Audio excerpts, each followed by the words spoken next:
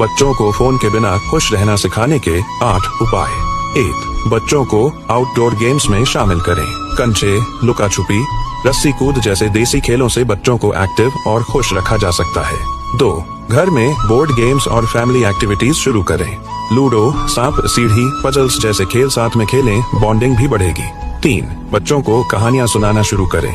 दादी नानी के किस्से, पंचतंत्र और वीरों की कहानियां बच्चों का ध्यान बटाती हैं। 4. उन्हें छोटा छोटा क्रिएटिव काम दें। ड्राइंग, रंग भरना, मिट्टी से कुछ बनाना, ये सब चीजें उन्हें बिजी और खुश रखेंगी।